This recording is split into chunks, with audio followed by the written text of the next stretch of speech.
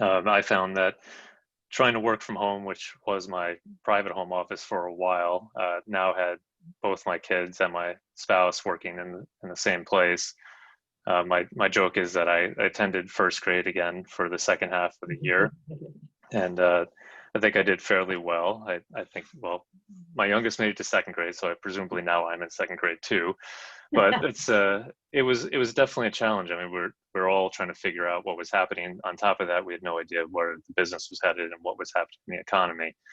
The nice thing is our company actually started to grow. So we do data and analytics work, and that seemed to accelerate during this pandemic for whatever reason.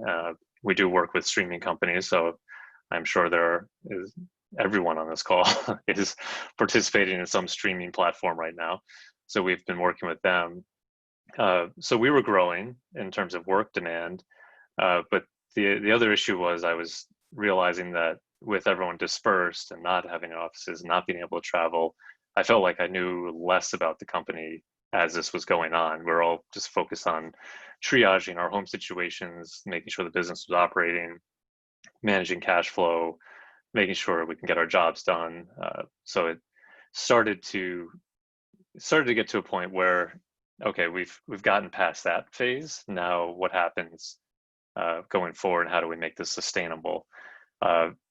And you see that when we do a lot of video calls. We did this before the pandemic, but now we have folks in our New York City office taking video calls from what I could only presume was a closet in New York City, because they're trying to avoid their roommates and they're sitting behind a door. So you start to see that not everyone has the same situation. I'm fortunate enough to be in a house and have space and be able to take care of all these things, but we do have a lot of young employees that were in very different situations. So the CEO and I had to really step back and say, okay, we're growing. This is actually becoming a thing. We're through the worst of it. Now, what is it we really need to do, and to go forward from here? Some of that was just getting the work from home, quote unquote, benefits, kind of the basics in place, even though we were very work from home before. This was a little different when everyone was doing it all the time. And we wanted to communicate, just get our expectations out there. What is it we are expecting of folks? The communication cadence was quite difficult because we're trying to figure out how to get the business going and keep that running, keep projects on time, but also realizing that every employee is probably a little bit on edge. They don't see what we see, so we have to make sure that everyone feels comfortable. They're stressed about different things. And just even, like I said, resources, people sitting on the floor taking calls. So we started to get those requests, some funny ones, like people apparently didn't own chairs, which I wouldn't have expected. So people were asking if the company could buy them a chair. And, I think non-pandemic time, you'd be like, this is crazy. But during pandemic time, you're thinking whatever you can do to keep folks comfortable and productive and happy. Those types of requests certainly get approved. Same thing with desks and that sort of thing. So people just weren't expecting to work from their apartment, and now all of a sudden they're doing it all the time.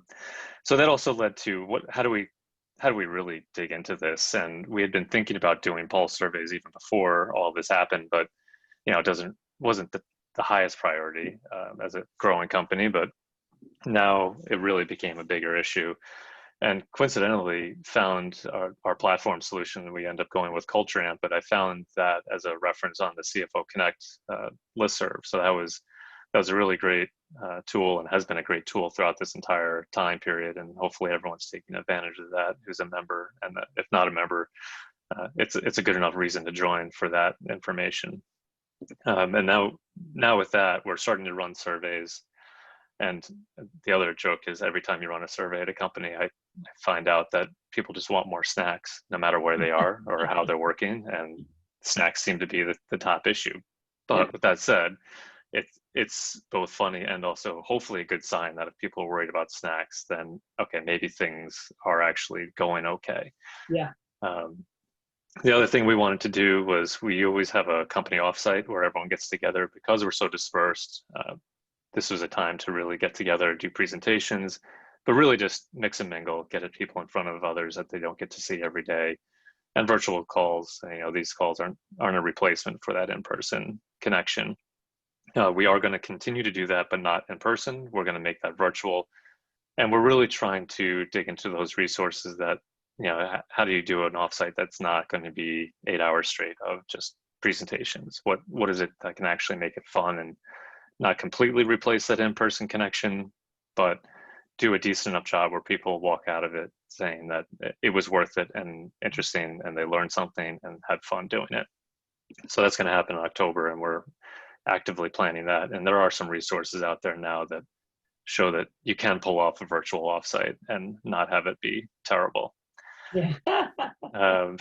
So beyond that, really what we've been starting to focus and what we hope that everyone can learn on this call today is, what is it you have to do going forward? We have some experts that are going to talk at the end, and some other CFOs are going to tell their story about how their companies have changed.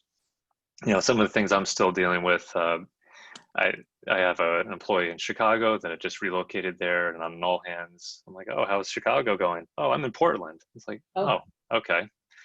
Well, that's news. And, the compliance side of me starts to, the heart rate goes up a little bit. I'm like, oh, what is happening here? You feel like you're losing a little bit of control over employees while also trying to balance, people are in a situation where they need to be able to do what they need to do. And as a company, maybe we should really be trying to help, bend or whatever it is to help make that happen. And rather than put strict controls in place. And that's really how we've been operating. The same way we are actually hiring, which is great. And I hired a new employee in Maryland and ordered her laptop, sent an email, hey, where can I get this to you? Do you want to meet up? Do you want to try to do this? I'm on Block Island for the first 4 weeks. I'm like, holy smokes. Okay. So now I love going to FedEx. So I will ship your laptop there. We were on a call yesterday that someone had talked about companies hiring a new position called head of remote. I thought that was a really cool idea, and it's something we'll probably see going forward. So just more of a leading indicator of how this is all trending. But in the end, the focus for myself, my CEO, my company right now is starting to learn, all right, now we have to clean things up on compliance, make sure we are, crossing the T's, dotting I's on that sort of stuff as government probably does catch up and be a little less relaxed about all these things. Figure out the right level of benefits, shifting benefits for remote work, even as we are starting to have some folks come back into the office, but whatever that looks like is probably going to be different than before. And then really just employee engagement. So all of the different ways we can keep employees happy. And we can only do so many virtual happy hours before, people just stop showing up to those too, even though they can do it in their house. So I think all those things we'll cover in this call and different stories, and talk to and hear from some of our tax experts later. So that was really, I just wanted to give a quick overview on my story and what we're thinking about, and I'm sure others are doing the same. And then Great. Angela, I think Rob is up next, so I don't know if you want to introduce him, but thank you everyone for your time.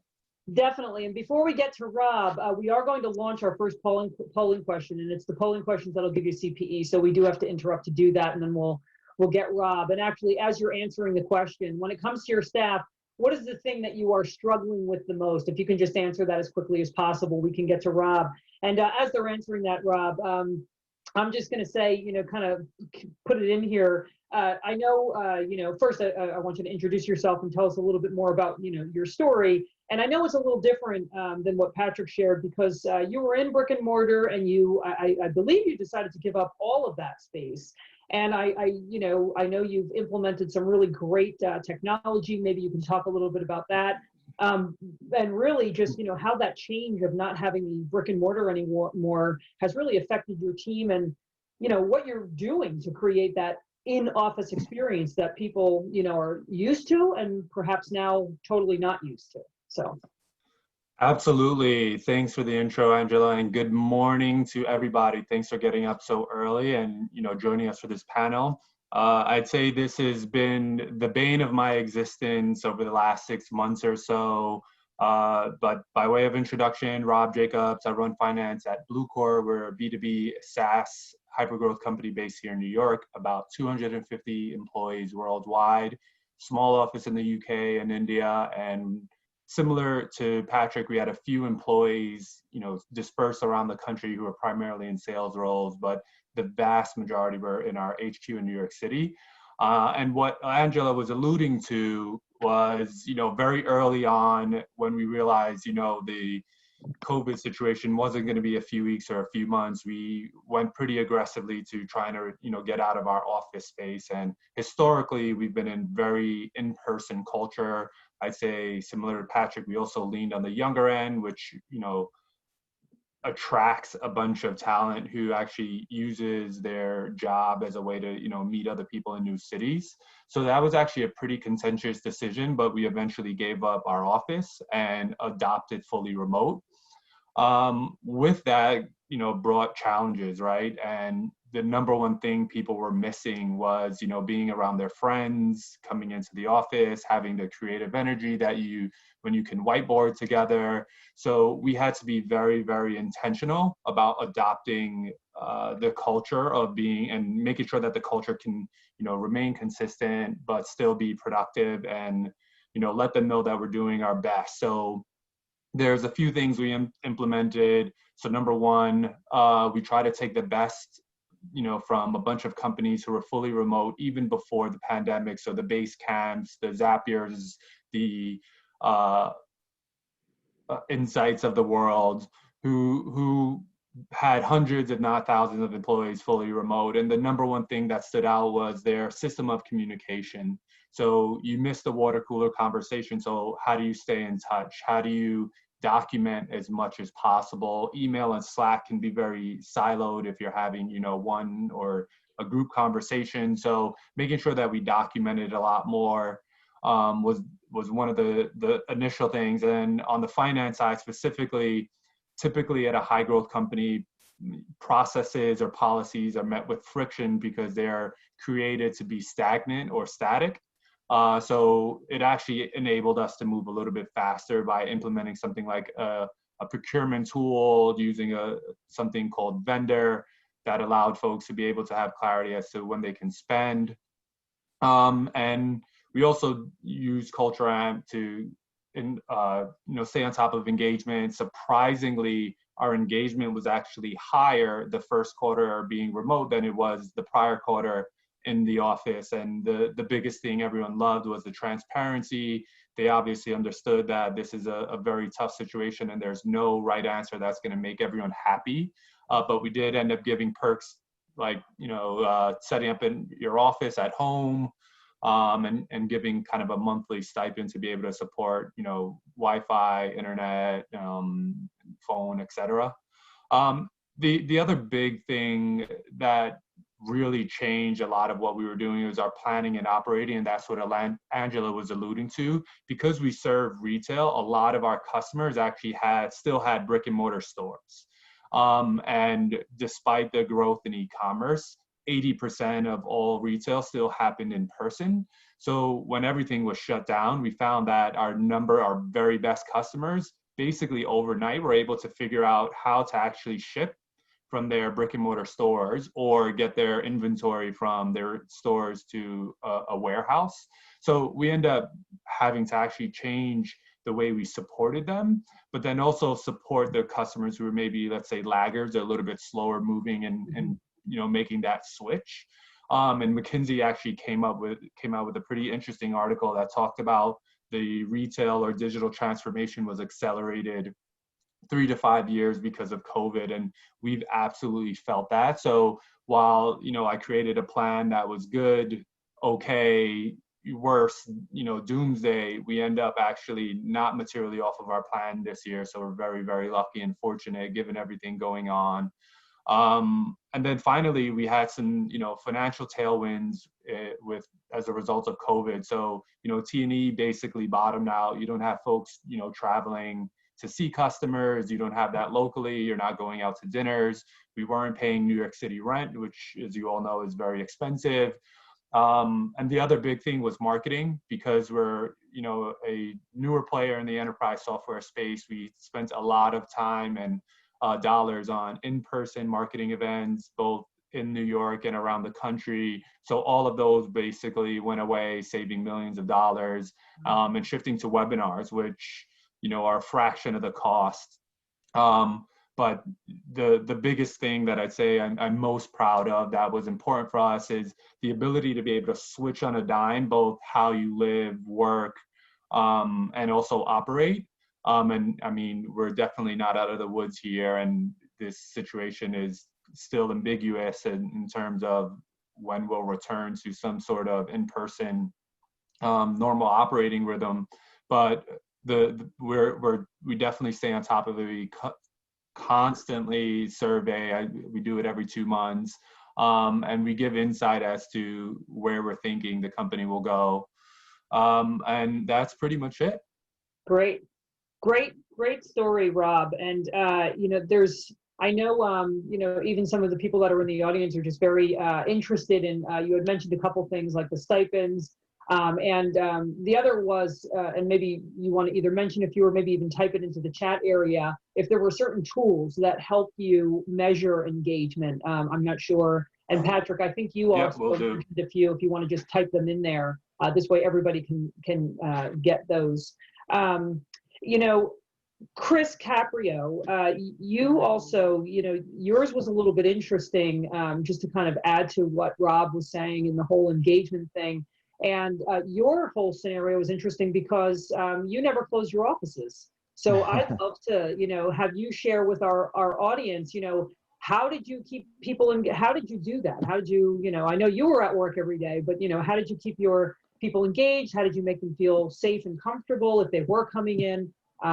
I have a million questions, but I'll set it off to you, and then I can see if you answer them all before I interrupt again. I'll do my best. I'm sure you hi, will. my name's Chris Caprio. I'm the CFO of Focus Technology. We're an IT services and equipment reseller in the Boston area. I'll give a quick couple bullets on pre-COVID. So about a little less than 2 years ago now, we had 2 normal offices and 1 kind of satellite office throughout New England. And we made a decision to close them all and get 1 office in Boston. In that office, if we had all of our employees, we wouldn't be able to fit them. So we made a decision, like I said, about 1.5 years ago, to go hybrid. And, most of our employees worked 50% or more from home. And then we had a few that maybe were in the office all the time. And then the other unique thing is, traffic aside, everybody lives within 90-minute drive of Boston. So we had those things kind of going for us. Yeah. And then the third point is we're in IT services, and one of our, about 25% of our business is outsource help desk and outsource field services technicians. So while certainly 90+% of everything can be done virtually, a firewall breaks, a server goes down, hands are needed. So, early on throughout this, we were dealing with gloves, mask protocols, because there wasn't a week that went by where some of our technicians weren't in the field. Yeah. So a combination of the hybrid workforce and having to deal with this from the very beginning, maintaining safety of our employees, we just kind of kept our culture throughout. Massachusetts came out with a list of businesses that fall in the essential category, and IT was one of them. So we left our offices open. Now, certainly, large majority, like I said, all of our employees had worked from home at some point before all this. But we left the office open and gave people flexibility. We put, obviously, the protocols along with the state and CDC guidelines to the point now where we're up to, about a dozen people will be coming in the office on a daily basis. Again, at peak, we probably had 25 to 30. So we've kind of taken the opposite approach and done things to, put our employees in positions to get together. We do performance reviews. We have everybody in kind of split in cycles. So you're either January or July cycle. So if you're in the July cycle, we pushed managers to meet with their employees over lunch instead of doing it virtually. And I would say about 75% of them were comfortable enough to do that as Massachusetts opened up their restaurants and so on. We had an event last week. We hadn't had an in-person event since the beginning as far as inviting everyone in the company. We had about 30 employees at an outdoor dining facility in the Seaport District of Boston and got rave reviews for that. We've hired about 8 people throughout this pandemic. I think about 6 of them have done in-person onboarding where they came into the office. We had a management and leadership training that we did in person, and 5 of the 8 people were in the office, including the trainer who had, that was her first time being in an office environment. We have sales meetings twice a month, and one of them is in person. Again, I guess I should stress this at the beginning. None of this was mandatory. This was we've set everything up virtually, sort of like this call, but if you want to be in the conference room in our office, you're more than welcome to. And, we're fortunate enough that we haven't had to deal with any COVID issues. Certainly we require masks. Our building is a 31-story building in Post Office Square that's, put in, strict protocols on elevator and bathroom use, with safety and PPE. And we've just continued to promote that. We've moved to an unlimited vacation policy. And again, out of our 75 employees, I would say probably 40 of them have been in the office at least once or twice, and some of them obviously multiple times per week. So, we've kind of just taken the opposite approach throughout this.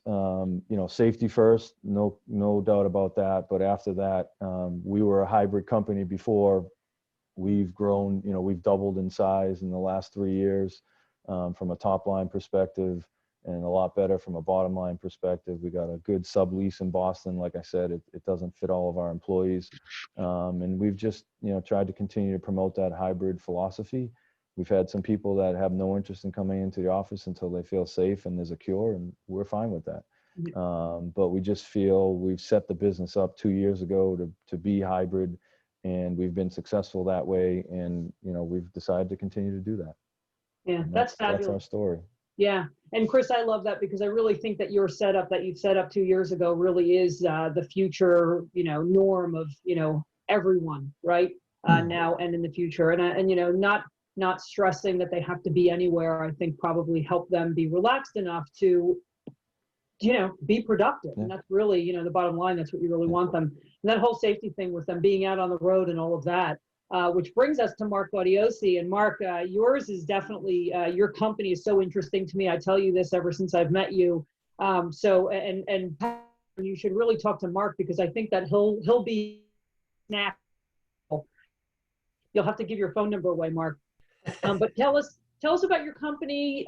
You've expanded greatly within this time, and hitting on even some of the safety things that Chris had talked about. I'll let you introduce your company and yourself, and again, I'll ask questions if you don't cover it for me. If I don't do a good job, that's when you jump in. I'm sure you will. Great. Well, great. Thanks for having me. Nice to see everybody virtually today. So I'm Mark Gaudiosi, CFO of a company called GoPuff here in Philadelphia.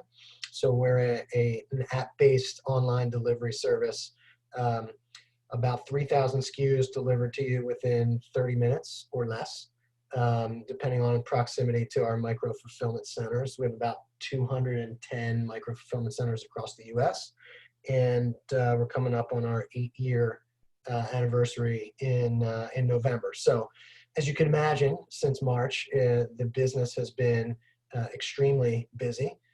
Just as you can think in your own personal situations and business situations, what has been going on, right? And we've opened probably since March about 50 locations. So we're continuing to open micro-fulfillment centers in order to get to the customer, right? There's a great customer demand to not want to leave, and more so in April and May, and even still today, not want to leave the house and be able to get toilet paper and hand sanitizer and snacks and drinks and alcohol delivered to you in a 20-minute immediate consumption timeframe. So that's a little bit about the company. Happy to talk about that with anybody at any time. I could go on and on and on. I've been here about 3 years as the CFO. I think one of the things that we're dealing with, or have been dealing with since the March timeframe, is we have really 3 different groups of employees. So we have the corporate teams. So we have an office in California and an office in Philadelphia. So just that right now, the office in California is just outside of San Fran. So that closed first in the beginning of March when everything was happening on the West Coast. And then transition here, we closed the Philly office March 14th. And we're doing some of the similar things that Chris just talked about. Was, it's open if you want to go, but it's closed. And when you go, you have to fill out paperwork. Your manager has to sign off on it. You get your temperature taken. All the CDC guidelines that we implemented in March that have evolved and changed We've worked through that from a corporate team environment. That's about 300 people. And then we have, as I said, about 210 micro fulfillment centers. Those fulfillment centers have a general manager, the group of ops associates that rotate through a 24-hour period, because we're 24/7 in most of those markets. And that team has to be motivated very differently, right? They're open 365, 24/7. They've been open throughout this. How do we keep them safe, motivated, et cetera? So we've done a couple things. Number one, back in March, we implemented a cleaning program.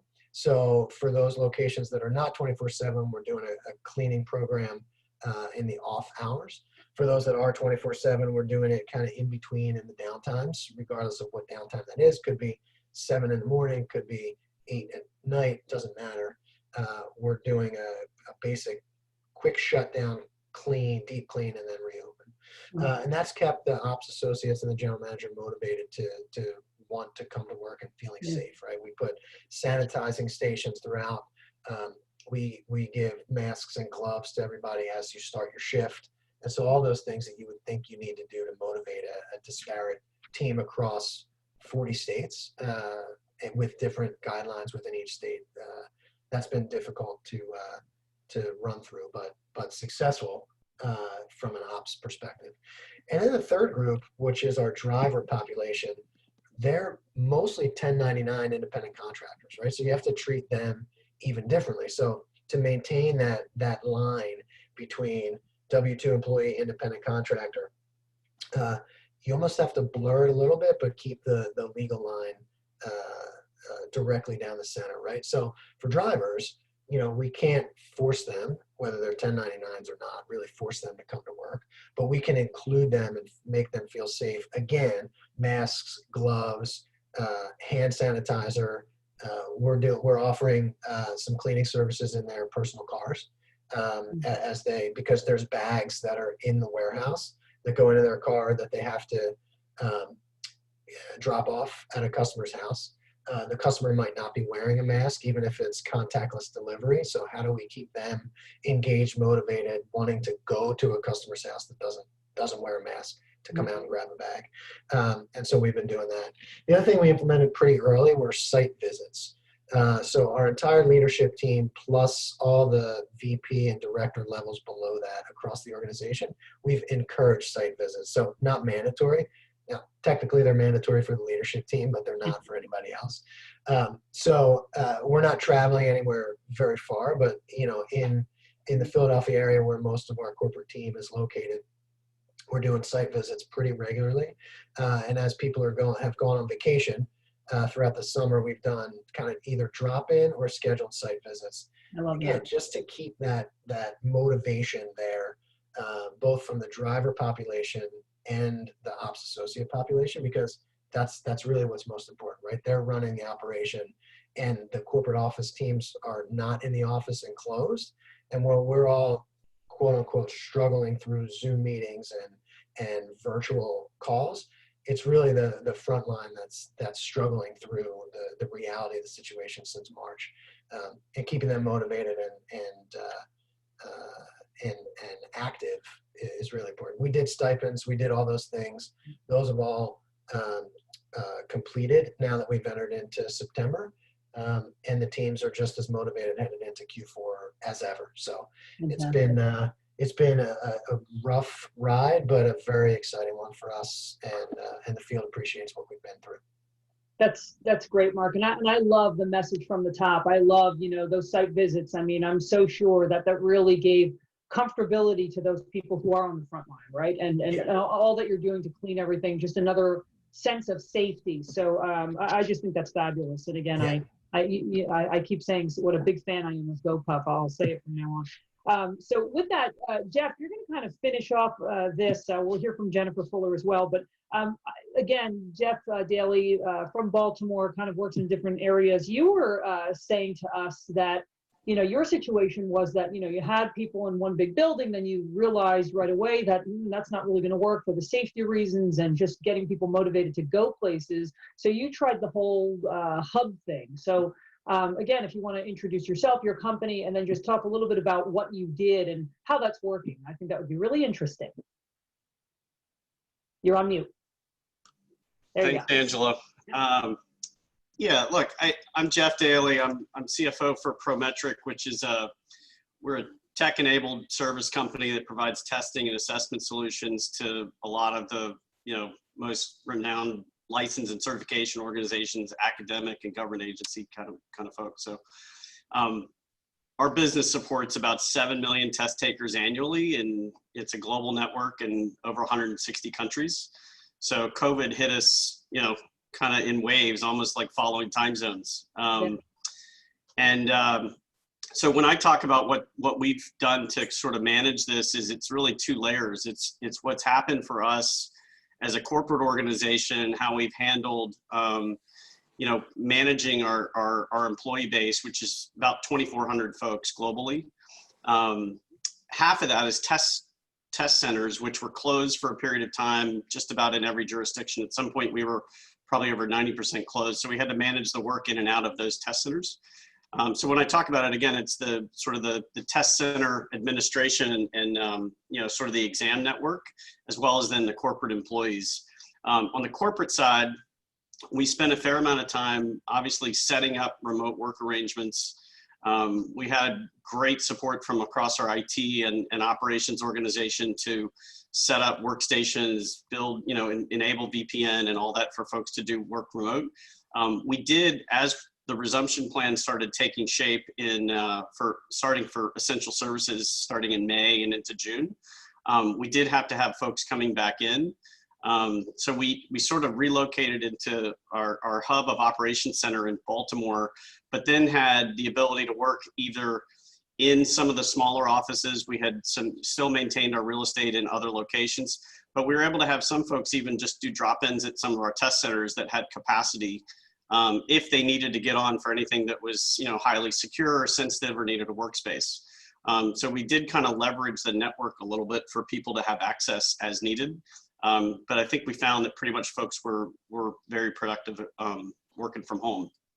Yeah. From the center standpoint, we, in a similar vein, we use this as, really two areas. One is an opportunity to take this as a little bit of opportunistic investment in our technology to deliver remote assessments. So we've taken testing out of the center and now have enhanced a remote assessment capability that, we've basically have, 10 times our volume in the last 2 months of candidates who aren't able to get into a test center, who now have the capability to test from home through a highly secure network, as well as, our sort of network of proctors. We stood up about, a 200 member proctor organization globally to do remote proctoring of exams.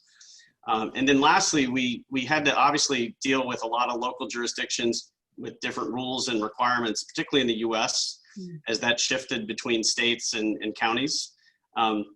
We've done a lot of work to kind of juggle schedule to make sure candidates had an opportunity to either test in a center close to them or give them an opportunity to travel. We also then, to the hub and spoke concept, we actually worked out with, first of all, kind of went through an assessment of our protocols with Johns Hopkins about how we manage safety in our locations, as well as our corporate offices. And then we're able to kind of use that to go work with several universities across the country that, while they weren't open for classes, we were able to set up events that were testing on some of those campuses. So particularly in the healthcare space, where that was in some of the highest demand essential services from the outset in April, May, when this first really hit us.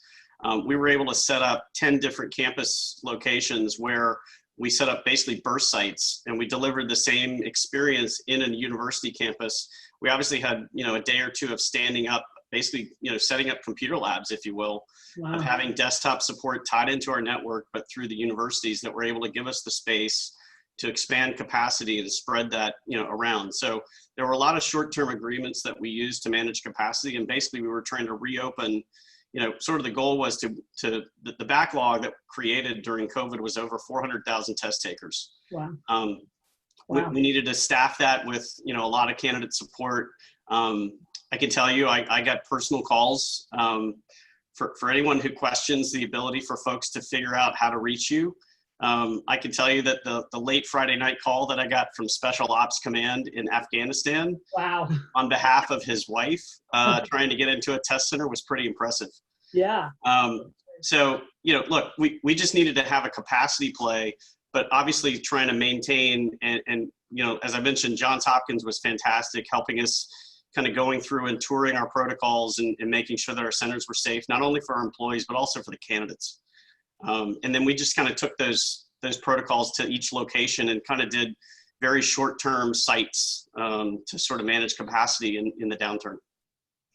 It is really amazing how so many of you are so creative and just pivoted. And again, it all comes back to that safety and allowing people to feel free enough to do the work that you're expecting them to do. And you hit on one other thing, and I know we're running a little bit short, so I just want to talk quickly on this because I think it's so great. The silver lining, one of the silver linings of all of this is the opportunities that we are seeing, right, Jeff? And you had said you took the opportunity to try out different technology, and it worked so well for you. So that's really exciting. And I'm sure there are other people that are on this call that took that same opportunity. And actually, that brings us to Jennifer. Jennifer, so glad that you joined us, and thank you so much. I know we're only giving you a couple of minutes, but I just think that your product is so smart. The company that you run is smart for offering it out. So I'd love to hear, if you just tell everybody what it is, why you did it, and then we'll make sure that we can give the opportunity with a link so that they can find out more about this really cool product. You're on mute. Hold on, we're going to unmute you. Sorry. Okay. I work for a company called One Rivet, and we're out of the Virginia, Washington, D.C. area. We primarily are an IT consulting company, so we're used to working remotely. I'm actually located in Michigan, have always worked remotely. So for many of us, a lot of our staff is in India. So a lot of this is not new to us or difficult in any way. We, however, did have several clients who had to shut down when the pandemic first started, and just their operations were gone. So our work there was done. So it was a little concerning at first. But our CEO felt really strongly the way to get through this was to get people back into their offices for those companies that needed to be in an office. And we happen to have facilities management, strategic outsourcing, a division that works, must be in the office. They do, mails, copies, different kind of things that have to occur, whether other staff is there or not. And our CEO, to get people back in the office, wanted to develop an app. It's called My Healthy Works, and I'll put the link, that in our office, the culture is very much you trust your employees. Although we're a large, relatively decent sized company, we feel very strongly about that dynamic of trust in your employees. So this app does not use GPS to track people of where they go. It uses data input by the employees, and it tracks you at work. It tracks you at work. You tell the app where you are, who you've been in contact with. So it's all user input based, and we've been able to use it in several of our clients' facilities where we have people where we have had people come down with COVID or been exposed to people who've come down with COVID. And the app, basically, you answer a few questions every day, and it tells you if you're able to go into the office if you want to, or if you have to work from home, what it is, and because it tracks back for the 14 days, I think it's now 10 days, whatever the CDC's guidelines are, and tells you how long you have to quarantine or not. There's a number of different, there's green, you can work from anywhere, yellow, orange, and red. And red is you have COVID-19, and so you must quarantine or you've been directly exposed, because there's directly exposed and indirectly exposed, and you have to make sure that all of that is taken care of. So as a result of this, we've actually had a few clients come back into their offices, so we could resume the work that we had been doing. So it's benefited us directly, which is great, but it's made our employees feel safe, and that's what we were trying to do. Is what can we do besides, of course, all of the, you know, cleaning and hand sanitization stations and all of those things that is normal. What else can we do to help them feel protected and safe? And it's been great, particularly in the places where someone has come down with COVID. It automatically tells the HR department who, you know, who's been in contact and who needs to be notified of this, and without giving away any personal information or who it was. So it's been really beneficial in a number of ways, not only for us to do the contact tracing, but also to help our employees feel safer. Yeah, and it's such a positive thing, because again, it's the trust first. Again, it's an app, so that's really great, and it's in the workplace, and it's just, you know, one more tool. It's a simple tool for your employees to use. So again, Jennifer, thank you for sharing that, and again, putting it up there. I know my team has it as well, so we can always share the link. There's a little link that kind of explains a little bit more how it works by a video, and the video like tells it like that. So again, really easy to use. So perhaps some of you might want to use that as you're thinking about bringing your people back into the office. So again, Jennifer, thank you so much for sharing that. And what we're going to do now, so I just want to say thanks to all of our CFOs sharing your stories. We're going to dig in a little bit now with our tax partners about things that you really need to know and consider regarding tax implications and things that are happening. Before we do that, we're just going to do this quick survey. And so, Ken, I know you're up first, and Keith, before we have you explain some of the tax implications from your side, we're going to do the Menti survey, because again, we're having the water cooler next week. We just want to make sure that we hear from you. What are some of the things that you might want to dive in a little bit more? So go to menti.com. You can see it on your screen there, menti.com. You're going to use the code 9707033. So type that in. Once you get into menti.com, you're going to see a screen comes up. It's going to ask you for that code. Put in the code, and we're going to ask you exactly, the question should be right in front of you. What is that question that you would like to, or point that you would like to discuss a little bit more in detail at the water cooler? So any words, anything that you think, we're going to watch those come up. Again, as quickly as you can kind of put that up there, because again, I really want to, our tax partners are bringing some really good information here, and I want to make sure that they are able to share with you all of the details and information that you need to know going into life as we know it now. So as you see this coming up, thank you for putting those in. You're going to see, as you see those words get bigger, that just means that more of you are sharing that same information. So engagement and safety look like it's really big up there. We're going to use this word slide to figure out what the what those topics, the first, you know, top 5 topics are for the water cooler. So thank you. Keep answering that. What we just shared with you up in the chat area, and I think you were all talking about it a little bit before, Ken Bagner has offered us the state tax chart and the nexus, and he's going to explain that.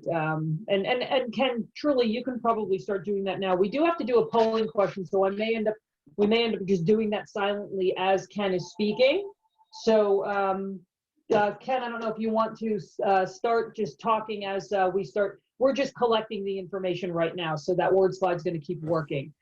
So Ken, with that, you know, one of the things that we really talked about was SALT tax and the nexus for states and things like that. So I'd love for you to just kind of talk through, you know, how to handle payroll tax deferrals. You know better than I what our members need to know. So why don't I just hand it to you? Yep, thanks. Thank you, Angela. Ken Bagner, Sobel and Company, mid-sized CPA firm. I'm one of the senior partners over there. We, from a standpoint of telecommuting, which is a big issue, are employees telecommuting temporary, or are they telecommuting permanently? Right. That's something that is really hard to know. what we've been advising our clients to do is to actually reach out and find out where people are working. So send an email out to their employees and find out if they're working remotely to protect their company. What we did here for this call, and I know we don't have a lot of time today, is I gave you 3 charts. Basically, they're in corporate taxes / income tax, sales tax, and also withholding obligations that you could take a look at whether states have ruled on whether or not if an employee is working from a telecommuting site, they have to be, that you have to have nexus and actually start withholding taxes, or you could potentially have sales tax or income taxes. The good news is some of the states have ruled because of coronavirus that it's not an issue. The bad news is more of the states have not ruled at all, and they've been silent, and there's revenue shortages. So on that, take a look at the charts. If you have any questions, you have my email address. I think Angela can send that out, and we could go through there. The second thing we had on a list before I head over and give the mic to Keith is just the executive order from the president. Executive order from the president for the payroll tax deferral. A lot of people have asked about that. You know, what I would say to everybody on this call is just don't do it. There's so many issues regarding this. There's fines on the employer. You know, the employer's liable if the taxes aren't paid. Employees can leave. There's no notice requirements that they gave out to anybody. There's no information on what if an employee wants to withhold more 401k. How do you report it on the W-2 at the end of the year? Do you show it? How do you get it paid back if the employee's gone? You know, all those issues right now, it says during their release that the obligation, the fines and penalties are on the employer.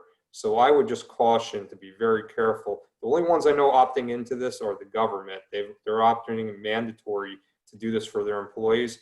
I would say everybody else should proceed with extreme caution. Thank you, Ken. Keith, would you like to add anything to that, or? Yeah, so thanks, Ken. Thanks, Angela. I'm Keith Winchester. I'm with Anderson. I'm based in our McLean, Virginia office and part of the WDC chapter of the CFO Leadership Council. But to echo Ken's comments, I agree with the payroll tax deferral. There are just too many questions that are outstanding. It's costly to implement, and it also creates problems in the back end for employees and employers. But you know, to get into the tax nexus a little bit, just to echo Patrick's comments earlier, I think when he started off the program today, yeah, there's an increased need for employers to know what state they are in, but there's also an increased need for employees to know what state they're in, just from a personal standpoint. The other thing too to understand is for state tax nexus that the standards are slightly different for both income tax and sales and use tax. And then you throw in a third element of the payroll tax nexus, and it's even a little bit different on that front as well. So by way of background, I think the charts are great that Ken has presented. I would just say that it's a fluid situation. From what I'm seeing from an income tax perspective, there are more exemptions that states are providing for income tax nexus or entity tax nexus. But the other thing there is if you do have nexus, you want to look at how that income or your income from an entity standpoint may be apportioned. And a lot of the states have moved away from like your traditional 3-factor apportionment and are only using sales only, or some kind of weighted sales factor that may not make the the apportionment as bad or as costly to you from an entity standpoint. And then in addition, the formulas talk about moving into more of a market-based sourcing versus a cost of performance. These are all tax technical words or concepts, but it makes a difference if there is no relief that, to look into these and analyze whether or not, how bad can the problem be if you do have a state that is now pops up because you have an employee located in the state. From a sales and use tax standpoint, generally the threshold is a little bit less. Generally, if you have a physical presence in that state, and payroll definitely would create that presence, you have a nexus obligation. And what I'm seeing from the charts that I looked at last week, that most of the states have not issued guidance on this front. There are a few states that have. It changes all the time. But as Ken had said, states are looking for money. They're always looking for money, but in particular, due to COVID, they are looking for money now. So the longer this goes on, there may be more pressure by the states to just not have these exemptions, or maybe have an exemption for a limited amount of time. And then finally, on the payroll withholding front, there are a lot of complicated rules related to telecommuting. These are not new concepts. States have reciprocal agreements in place. They have state tax credits for non-residents, but they also have these unfavorable concepts only in a handful of states, like the convenience of employer rule that may subject an employee to double tax in a particular state of residence and where their historical or traditional state of or office might be with no corresponding credit. So it can get a little complicated as to where you might fall out on those rules. The other thing, the last thing that I'll mention is that with people working, in their state that they normally reside in, they may have a vacation home that they are spending a considerable amount of time.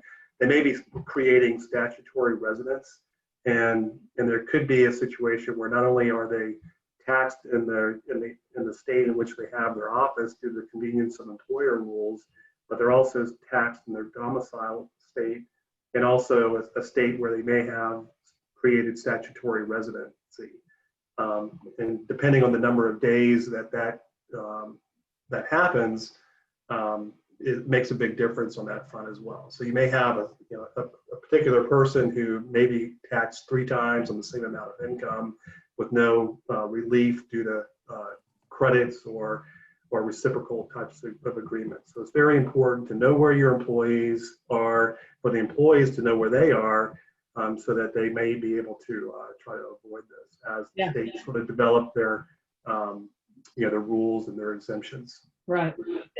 Keith, and so much more to talk about. I know. Robert, one of the things, Robert Delgado, KPMG, I know you deal a lot with international too. So I don't know if you just want to take a couple of minutes to talk about that and, crossing the border and that kind of thing.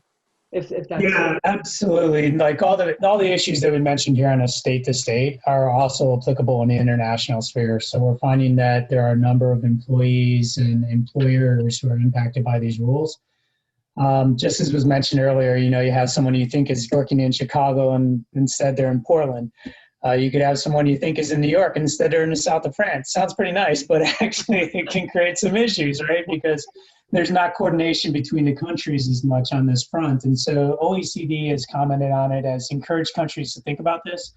As encouraged countries to take an approach of this is that the individuals aren't voluntarily working in these jurisdictions. They're more or less kind of forced into the situation, particularly because of the travel restrictions. And that's kind of the big issue here, as that might be a little bit different than the state matters, although states do have restrictions on travel. Cross-border travel becomes much more difficult, right? And a lot of it has been shut down. It was shut down for a period of time. And so we find ourselves in situations where we've had people who are supposed to be short-term in a country, instead they're there for several months now. And does it create a permanent establishment where now that entity is taxable in that jurisdiction? And for the individuals themselves, are they also now paying tax in that jurisdiction? And then a lot of employers looking at that situation with their employees are looking to, if the employee is subject to double tax, do we gross them up? How do we handle that? Do we take care of their taxes? Do we help them file? Those sort of issues come up on this front as well. And similar to the chart that was sent across, I was taking a look at one that we prepare internally on some of these, and it's 447 pages long. It's just a chart. So it gives you kind of a flavor for just the variety of issues that come up in this space. And then just to echo kind of what's going on with the payroll tax deferral, I saw a question coming on the chat here. How about the employer side of that? Really not an issue on the employer side of payroll tax deferral. So employers are doing that for their own Social Security piece of it, and we see that that's probably 90% of the time. The only clients I have who aren't doing it are ones who say, we're not taking advantage of any stimulus whatsoever. And so we want to put ourselves in that box and advertise ourselves that way and say, we're not utilizing any stimulus, and so we're not going to do the deferral. Those are the ones that I see aren't doing it. Everyone else is doing it.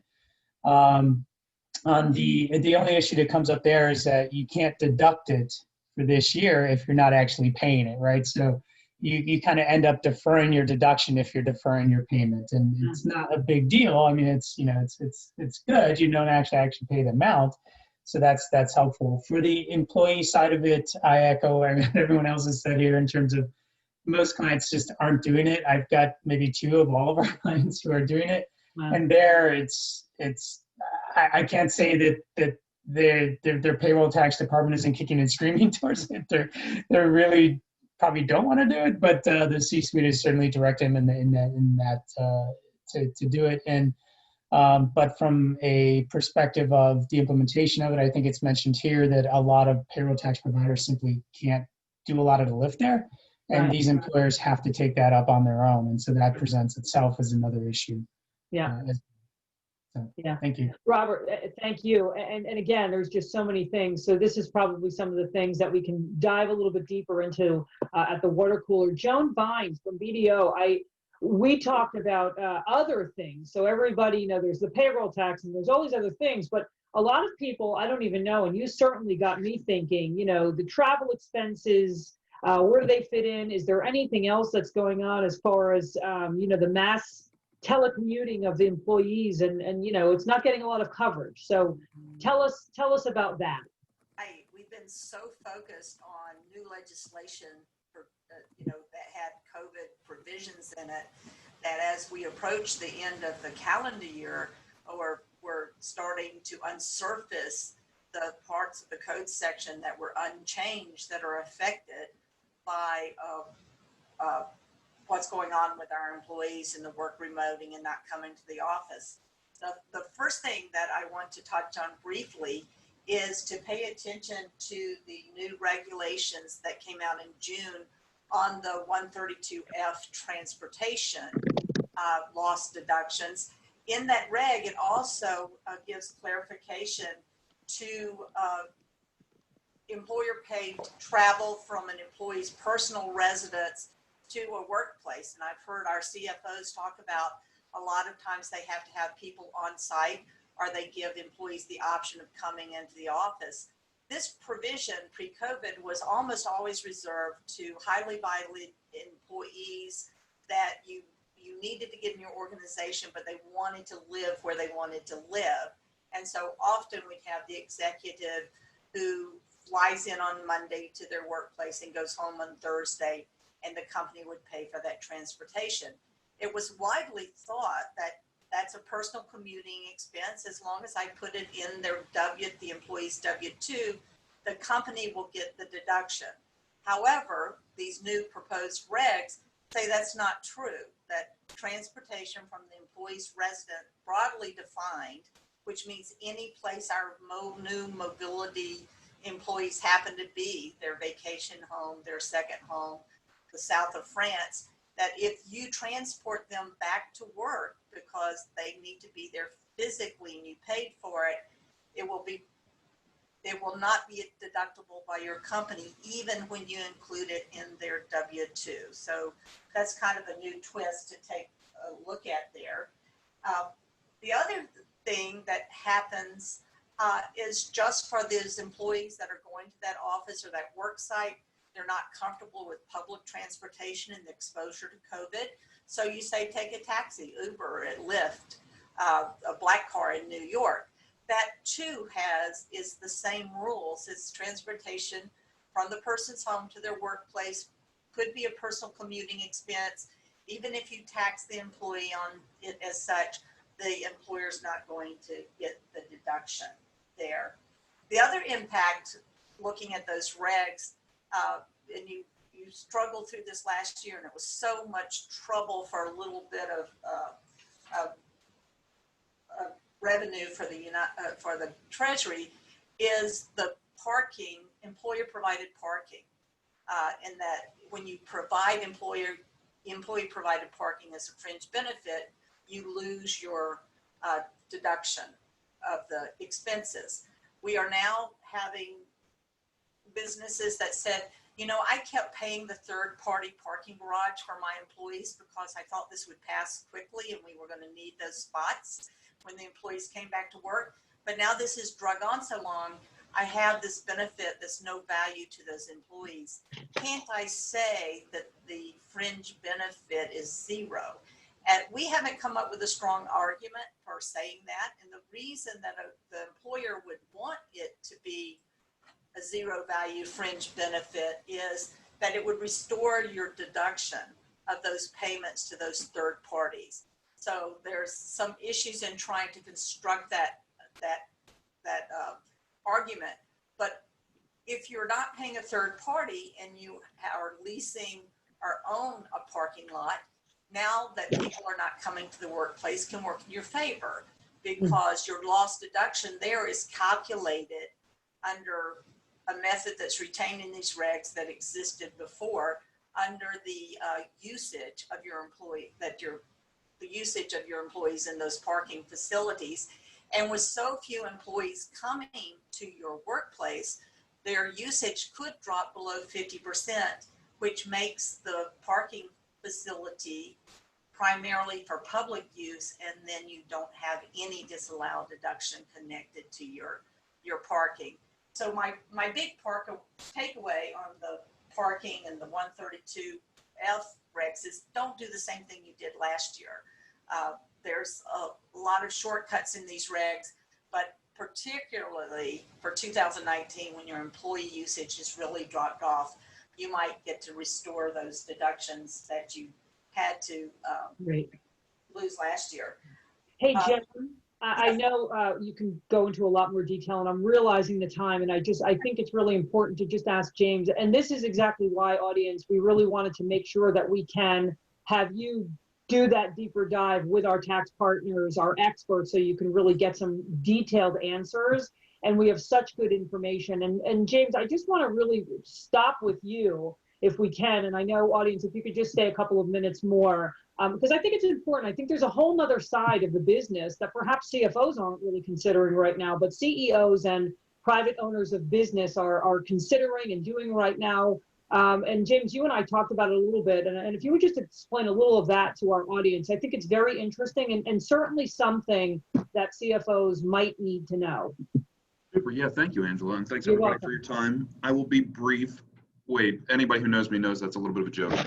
I will attempt to be brief. So a lot of folks here have brought us some really good and interesting thought processes on what I'll call tactical items that a CFO might look at. You know, things like payroll taxes and things like this. I think if you take that and you spin it around the other way and you look strategic, the owners of privately held businesses, and maybe that's the types of businesses that a lot of folks here are working in, they may be looking at things like political risk down the road and valuations and all these sort of things, and they may be saying, hey, while one person may be looking at, an employee may be looking at it and saying, hey, is now a time to retire. An owner may be saying, you know what, I'm kind of bored of this, right? The world is such a crazy place. I'm going to go ahead and think about getting out, right? And does that mean selling? And does that mean, you know, gifts to the next generation? And does that mean putting things into trusts and all these sort of more strategic ownership structure kind of questions? So we've seen a lot of that, and a lot of folks having these questions. And so often the CFO is looking inside the business and saying, okay, my job is to really manage and run this business at a you know, kind of going forward kind of place. But the questions and the thought processes that owners are going to come up with and say, hey, we're looking at doing whatever it is, whether it's a reorganization or if it's a transfer to another generation or something like that. Those are the types of things that CFOs are still going to be involved in, because they're going to have to come up with a lot of the data used in the gifting and evaluations. Certainly if there's a sale being contemplated, then you look at entity structuring and all these sort of things. So we think it's important that not only do we look at the day-to-day, how do we do some of the strategies that folks talked about this morning, but equally be prepared to have conversations with the ownership group when they say, because of maybe changes in tax law, because of maybe changes in a state law, and because of maybe I'm just tired of this, maybe because of you know, the availability of discounts in a gifting scenario, are there times that we're going to look at some kind of restructuring? And is that something the CFO should be aware of? So, and we think probably so. So we thought we'd maybe talk about those few things. Thank you for that. Thank you for that, James. I appreciate that. So we have come to the end of our time, but before we let you go, we're going to bring up the next polling question, because this one is for the conversation that you want to kind of dive a little bit more deeply in. So this is using your phone again, letting our tax partners know really where you want to kind of dive a little bit deeper so that they can prepare some answers for you, even with what you're asking for here. And to that, I'm going to say to our partners, thank you so much. I think that we could have given all 90 minutes to you, quite honestly, and you could have given out some really great advice. So I can't say thank you enough to all of you for getting on this regional call, offering out your expert advice, to the CFOs who shared your stories. I'm so sure that so many people on the call were able to relate to some of the things that you've done. Hopefully you've gotten some, you know, things to think about a little bit, you know, differently, or they've learned about that. I'll remind our audience that, again, the water cooler is on September 23rd. So definitely sign up for that if you haven't done that already. Bring your questions with you. We definitely want to have that be a really good conversation. And that's what that is. That's a conversation. That's everybody just kind of getting together, talking through the questions that you were asking here. I saw there was a lot of activity on the chat. So glad that you were connecting with your fellow members across the region. That's fabulous. It's one of the things that we wanted to make sure to accomplish here. So glad that we did that. So that's it. Again, thank you to our partners here, our CFOs, and truly thank you to all of our sponsors that help us and support us across all of the chapters. Without all of you, you know, or I should say it the other way, you know, the input from all of you is really what makes us so successful as a professional organization. So thank you so much to everyone. And at that, I'm going to say that this does end our session today. I hope you all enjoyed it. I hope you're walking away with some really great information and some good advice. So with that, I'm going to say stay well and stay connected. This does conclude our presentation today.